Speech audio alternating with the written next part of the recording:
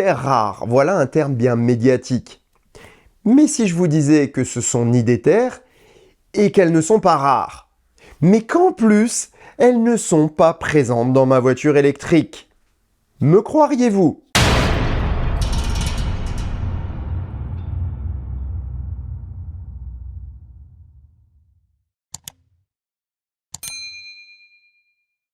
La première des terres rares a été découverte par Carl Arrhenius en 1787 à Ytterby en Suède. L'yttrium sera suivi par 16 autres métaux qu'on appelle aussi les lanthanides. On les appelle terres rares car il s'agit d'une traduction erronée de l'anglais.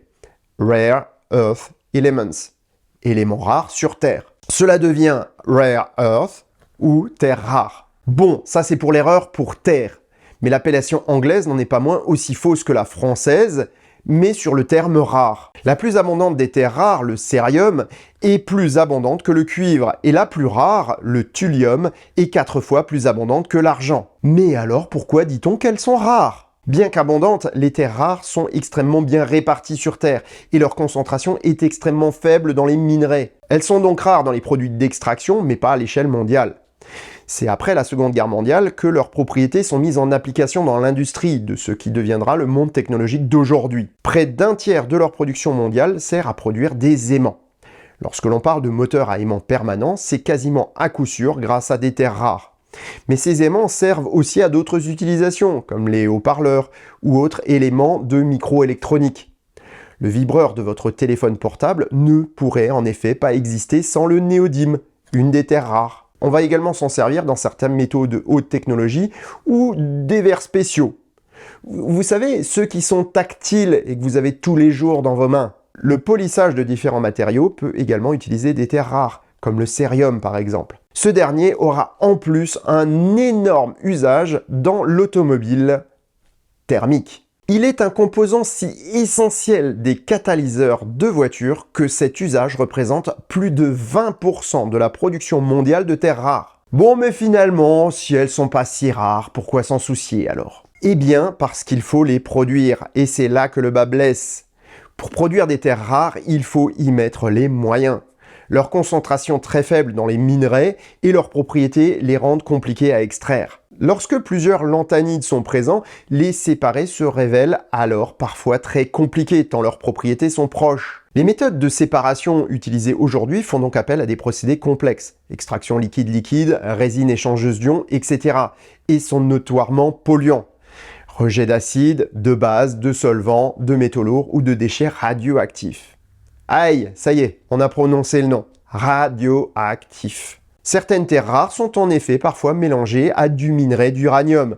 Lorsqu'on les extrait, l'uranium se retrouve dans les déchets, où il se concentre. Cela peut poser de gros problèmes sanitaires, comme ça a été le cas à Bukit Merah en Malaisie dans les années 80. Les rejets de l'exploitation de terres rares ont durablement pollué l'environnement, et la radioactivité résiduelle provoque toujours des problèmes de santé et des naissances anormales, plus de 30 ans après l'arrêt des opérations. Pourtant, tous les gisements ne sont pas radioactifs, mais tous représentent différents niveaux de risques environnementaux qu'il faut prendre en compte et pour lesquels il faut une réponse adaptée. Les extractions minières peuvent parfois détruire les terres agricoles ou la biomasse au-dessus des exploitations. Le ravinement des sols est alors un problème qui peut conduire à de réelles catastrophes agraires. Des produits chimiques ou éventuellement radioactifs peuvent être rejetés dans l'environnement, comme le sulfate d'ammonium ou l'acide oxalique par exemple. Dans la majorité des pays du monde, la production de terres rares est incompatible avec les prix du marché en raison de normes environnementales drastiques qui grèvent les coûts. Mais on ne voudrait pas qu'il en soit autrement. La Chine par contre a mis du temps à réagir et à adopter de telles contraintes écologiques. C'est pourtant quasiment chose faite aujourd'hui.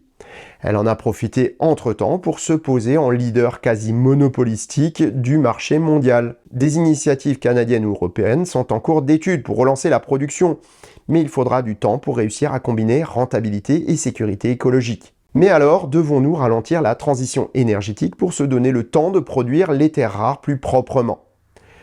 En fait, il y a d'autres alternatives. Premièrement, il existe un autre type de gisement mondial de terres rares. Et il est immense. Nos matériels électroniques et piles alcalines, tout comme les catalyseurs de voitures usagés, sont des sources énormes de ces matériaux. Les recycler permettrait d'absorber une grande partie des besoins. Mais pour cela, il faut que les produits arrivent jusqu'au recycleur. Sur 100 piles produites, 35 sont en cours d'utilisation ou stockées chez les utilisateurs. 35 sont recyclées et 30 sont purement et simplement jetées. Elles finissent dans des décharges ou des incinérateurs, libérant gaz et polluants dans l'environnement. Autre solution en cours de développement pour remplacer les terres rares, les nanostructures de particules. En créant des structures microscopiques incluant des éléments choisis plus disponibles, comme le cobalt, le fer ou le carbone, on peut obtenir des propriétés magnétiques proches des lanthanides. Pour toutes les applications, des matériaux innovants sont à l'étude, mais les recherches prendront encore du temps et n'offrent pas une certitude de succès absolu. Il faut donc envisager d'économiser autant que possible ces matériaux, et pour cela, la voiture électrique est idéale. En effet, comme je l'ai dit au début de cette vidéo, ma voiture ne contient pas de terres rares. Enfin, presque pas. Les terres rares se retrouvent dans les moteurs à aimant permanent, comme je l'ai dit tout à l'heure. Pour la propulsion, ma Tesla Model S a 2 moteurs à induction, caractérisés par l'absence de ces aimants, donc de terres rares. Les batteries non plus n'en contiennent pas, puisque les lanthanides n'ont d'utilité que dans les batteries alcalines en général, et dans les nickel hydrure métalliques, NiMH en particulier. Ces batteries sont présentes dans les voitures hybrides. Les lithium-ion des voitures électriques n'en contiennent pas, contrairement à ce qu'on voudrait nous faire croire. Ce sont les voitures hybrides et hybrides rechargeables qui trustent cette caractéristique. Au final, les seules terres rares présentes dans ma voiture sont celles qui sont dans les moteurs de siège, de rétroviseur ou de vitres électriques, ainsi que dans l'écran tactile, comme dans toutes les autos modernes en fait.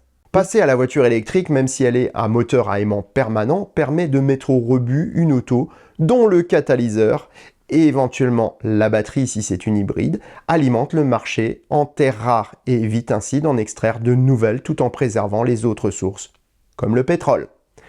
Et sur ces bonnes paroles, je vous souhaite bonne route et vous dis à bientôt pour un prochain épisode du Choucroute Garage. Portez-vous bien. Ciao.